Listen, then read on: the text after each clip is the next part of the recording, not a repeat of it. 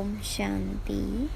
ये बाबा की 30 तारीख की साकार वाणी है। सार है मुरली का। मीठे बच्चे, तुम्हें खुशी होनी चाहिए कि दुख हरने वाला बाबा हमें सुख धाम में ले जाने आया है। हम स्वर्ग के परिज्यादे बनने वाले हैं। प्रश्न: बच्चों की किस स्थिति को देखते हुए बाबा को चिंता नहीं होती, क्यों? तो बाबा ने कहा, कोई कोई बच्चे फर्स्ट क्लास खुशबूदार फूल हैं, कोई में जरा भी खुशबू नहीं है। कोई की अवस्था बहुत अच्छी रहती, कोई माया के तूफानों से हार खा लेते। यह सब देखते हुए भी बाबा को चिंता नहीं होती, क्योंकि बाबा जानते हैं यह सतयुग की राजधानी स्थापन हो रही है। फिर भी बाबा शिक्षा देते हैं, बच्चे जितना हो सके याद में रहो, माया के तूफानों से डरो नहीं। ओम शांति। मीठे ते मीठा बेहद का बाप मीठे मीठे बच्चों को बैठ समझाते हैं। यह तो समझते हो ना, बहुत मीठा मीठा बाप है। फिर शिक्षा देने वाला टीचर भी बहुत मीठा मीठा है। यहाँ तुम जब बैठते हो तो यह याद होना चाहिए, बहुत मीठा मीठा बाबा, उनसे स्वर्ग का वर्षा मिलना है। यहाँ तो वैशाल्य में बैठे हो, कितना मीठा बाप है, वह खुशी दिल में होनी चाहिए। बाबा हमको आधा कल्प सुख धाम में ले जाने वाला है, दुख हरने वाला है। एक तो ऐसा बाबा है, फिर बाबा टीचर भी बनते हैं, हमको सारे सृष्टि चक्र का राज समझाते, जो और कोई नहीं समझा सकते। यह चक्र कैसे फिरता है, 84 जन्म कैसे पास होते हैं, यह सारा चपटी में समझाते हैं। फिर साथ में भी ले जाएंगे। यहाँ तो रहना नहीं है, सभी आत्माओं को साथ ले जाएंगे। बाकी थोड़े रोज हैं, कहा जाता है बहुत गई थोड़ी रही। बाकी थोड़ा समय है, इसलिए जल्दी जल्दी मुझे याद करो, तो तुम्हारे जन्म जन्मांतर के पापों का बोझा जो जमा है वह खलास हो। भले माया की युद्ध चलती है, तुम मुझे याद करेंगे, वह याद करने से हटाएगी। यह भी बाबा बता देते हैं। इसलिए कभी विचार नहीं करना, कितने भी संकल्प विकल्प तूफान आए, सारी रात संकल्पों में नींद फिट जाए तो भी डरना नहीं है, बहादुर रहना है। बाबा कह देते हैं यह आएंगे ज़रूर, स्वप्न भी आएंगे। इन सब बातों में डरना नहीं, युद्ध का मैदान है ना, यह सब विनाश हो जाने हैं। तुम युद्ध करते हो माया को जीतने के लिए, बाकी इसमें कोई श्वास आदि बंद नहीं करना है। आत्मा जब शरीर में होती है तो श्वास चलता है, इसमें श्वास आदि बंद करने की भी कोशिश नहीं करनी है। हठ योग आदि में कितनी तकलीफ करते हैं, बाबा को अनुभव है। थोड़ा थोड़ा सीखते थे, परंतु फुर्सत भी हो ना। जैसे आजकल तुमको कहते हैं ज्ञान तो अच्छा है, परंतु फुर्सत कहाँ। इतने कारखाने हैं, यह है तुमको बाबा कहते हैं मीठे मीठे बच्चों, एक तो बाबा को याद करो और चक्र याद करो बस। क्या यह डिफ़िकल्ट है? सतयुग त्रेता में इनों का राज्य था, फिर इस्लामी बौद्धि आदि की वृद्धि होती गई। वह अपने धर्म को भूल गए, अपने को देवी देवता कह न सके क्योंकि अपवित्र बन पड़े। देवताएं तो पवित्र थे। ड्रामा के प्लान अनुसार फिर वह हिंदू कहलाने लग पड़ते हैं। वास्तव में हिंदू धर्म तो है नहीं। हिंदुस्तान तो नाम बाद में पड़ा है, असली नाम भारत है। कहते हैं भारत माताओं की जय। हिंदुस्तान की माताएं थोड़ी कहते हैं।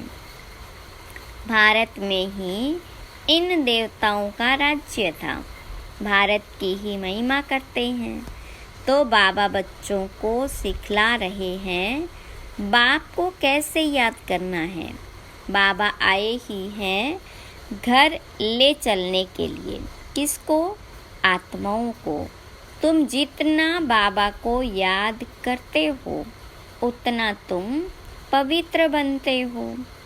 पवित्र बनते जाएंगे तो फिर सज़ा भी नहीं खाएंगे। अगर सज़ाएं खाई तो पद कम हो जाएगा। इसलिए जितना याद करेंगे उतना विकर्म विनाश होते रहेंगे। बहुत बच्चे हैं जो याद कर नहीं सकते, तंग होकर छोड़ देते हैं, युद्ध करते नहीं, ऐसे भी हैं। समझा जाता है राजधानी स्थापन होनी है। नापास भी बहुत होंगे।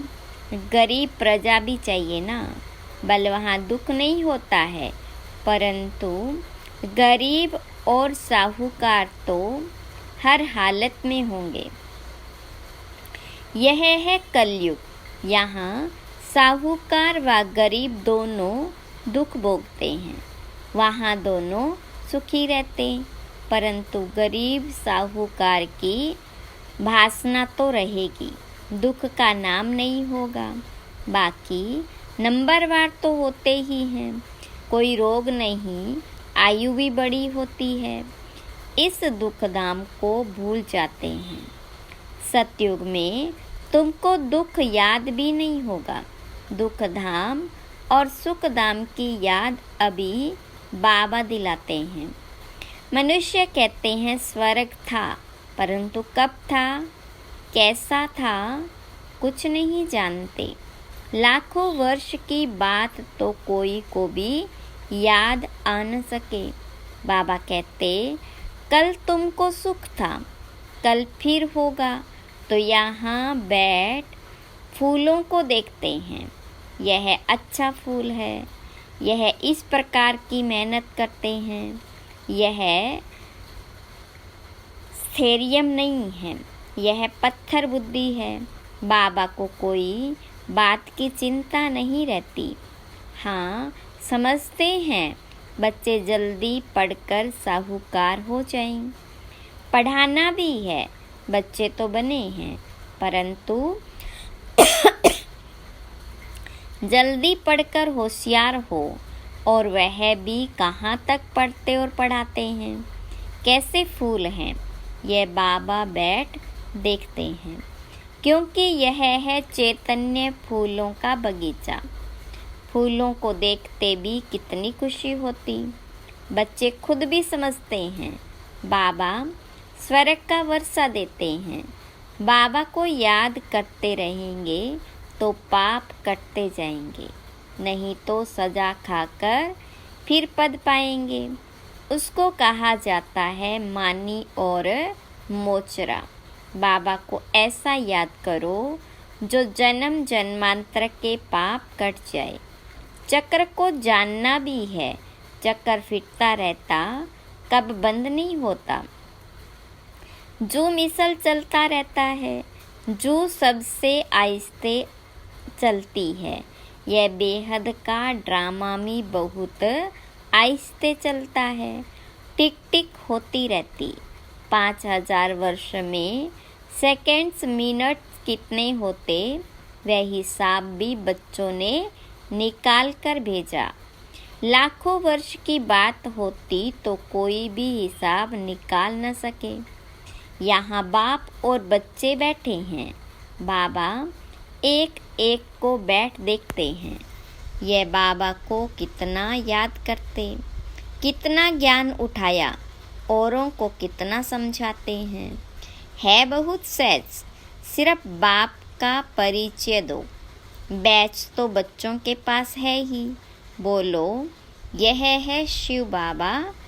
काशी में जाओ तो भी शिव बाबा कह याद करते। रड़ी मारते हैं, तुम हो सालीग्राम। आत्मा बिल्कुल छोटा सितारा है, उसमें कितना पार्ट भरा हुआ है।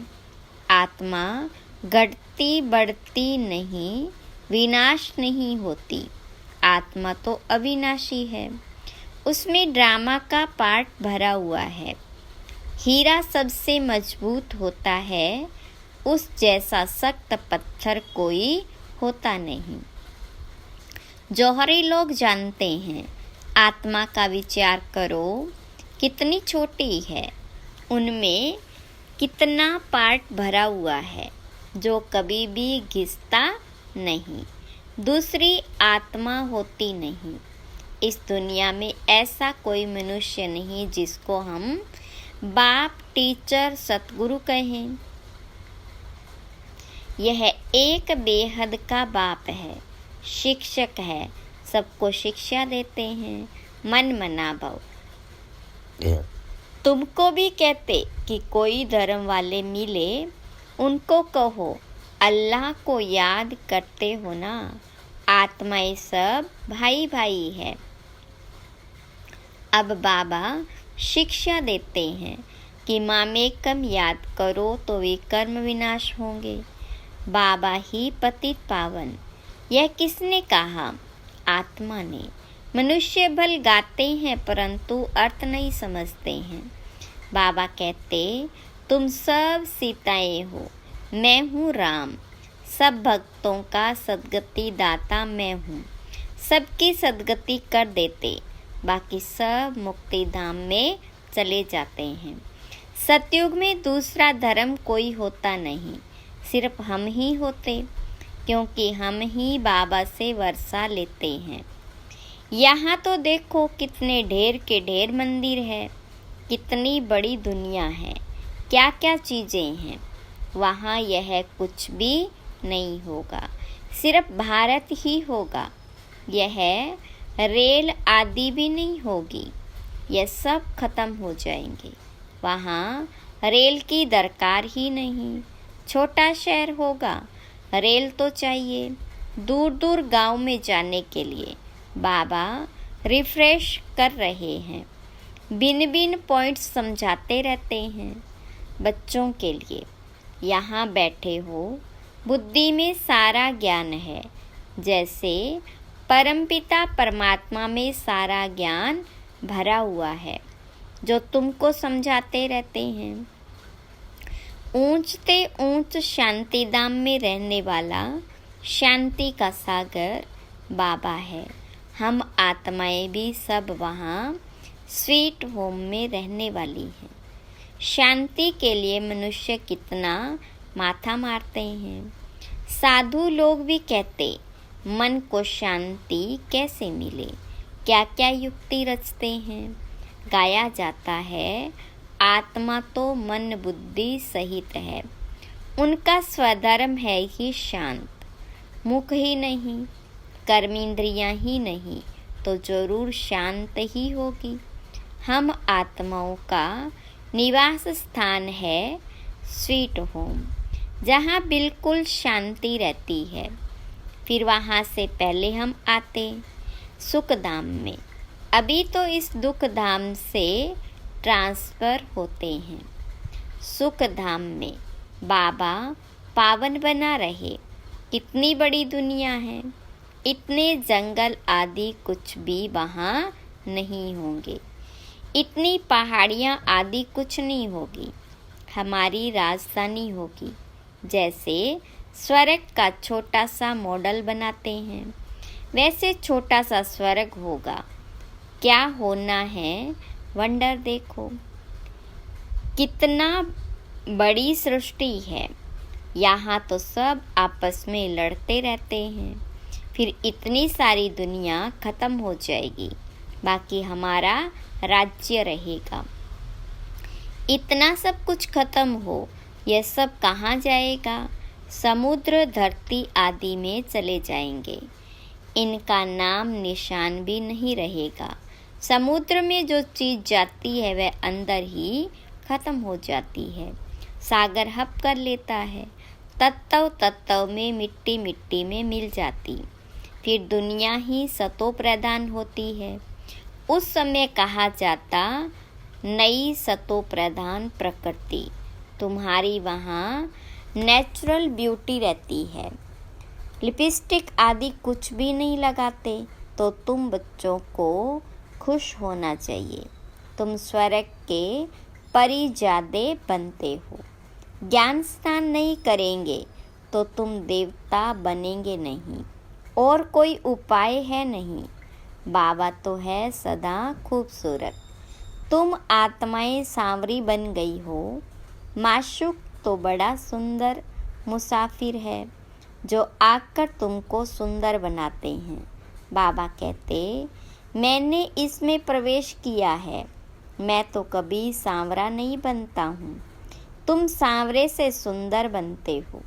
सदा सुंदर तो एक ही मुसाफिर है। ये बाबा सांवरा और सुंदर बनते हैं। तुम सबको सुंदर बनाकर साथ में ले जाते हैं। तुम बच्चों को सुंदर बन, फिर और सबको सुंदर बनाना है। बाबा तो श्याम सुंदर बनते नहीं। गीता में भूल कर दी, जो बाबा के बदले श्री कृष्ण का नाम डाल दिया। इसको ही कहा जाता एकच भूल। सारे विश्व को सुंदर बनाने वाला शिव बाबा, उनके बदले जो स्वर्ग का पहला नंबर सुंदर बनता है, उनका नाम डाल दिया। यह कोई समझते थोड़े ही हैं। भारत फिर सुंदर बनने का है। वह तो समझते हैं 40,000 वर्ष बाद स्वर्ग बनेगा, और तुम बताते हो सारा कल्प ही 5,000 वर्ष का है। तो बाबा आत्माओं से बात करते, कहते, मैं आधा कल्प का माशूक हूँ।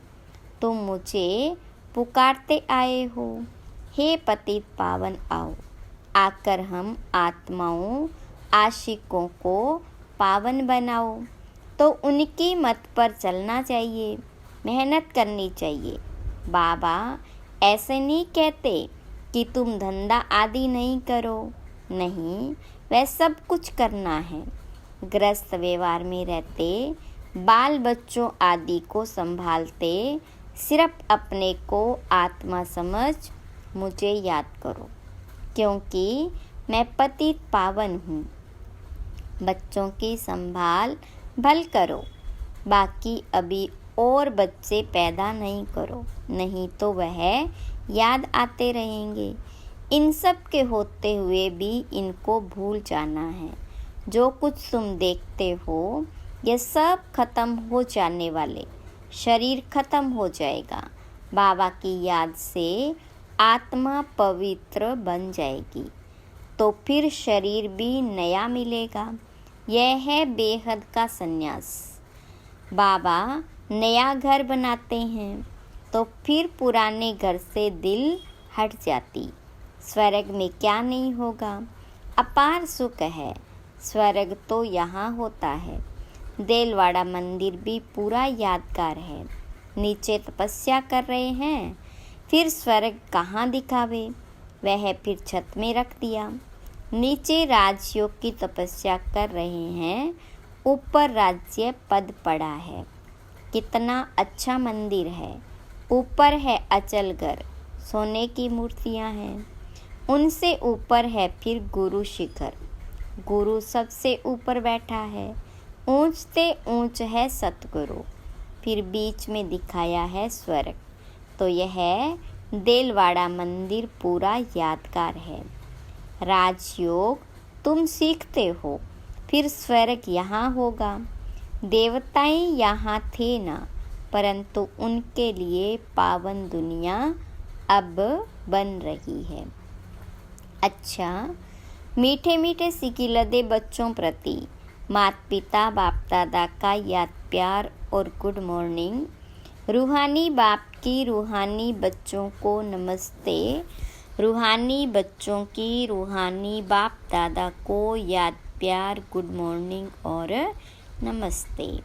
धारणा के लिए मुख्य सार। पहली पॉइंट, इन आँखों से सब कुछ देखते हुए इसे भूलने का अभ्यास करना है। पुराने घर से दुनिया से दिल हटा देनी है, नए घर को याद करना है। दूसरी पॉइंट, ज्ञान स्नान कर सुंदर परिजादा बनना है, जैसे बाबा सुंदर गोरा मुसाफिर है। ऐसे उनकी याद से आत्मा को सांवरे से गोरा बनाना है। माया के युद्ध से डरना नहीं है, विजयी बनकर दिखाना है। वरदान, महादानी बन, फ्राक दिल से खुशी का खजाना बांटने वाले, मास्टर रहम दिल भव। विस्तार, लोग अल्पकाल की खुशी प्राप्त करने के लिए कितना समय व धन खर्च करते हैं, फिर भी सच्ची खुशी नहीं मिलती। ऐसे आवश्यकता के समय आप आत्माओं को महादानी बन, फ्राक दिल से खुशी का दान देना, इसके लिए रहम दिल का गुण इमर्ज करो। आपके जड़ चित्तर वरदान दे रहे हैं, तो आप भी चैतन्य में रहम दिल बन बांटते जाओ, क्योंकि परवश आत्माएं हैं। कभी ये नहीं सोचो कि ये तो सुनने वाले ही नहीं हैं। आप रहम दिल बन देते जाओ। आपकी शुभ भावना उन्हों को फल अवश्य देगी। स्लोगन, योग की शक्ति द्वारा हर कर्मेंद्रिय को ऑर्डर में चलाने वाले ही स्वराज्य अधिकारी है। अच्छा, ओम शांति।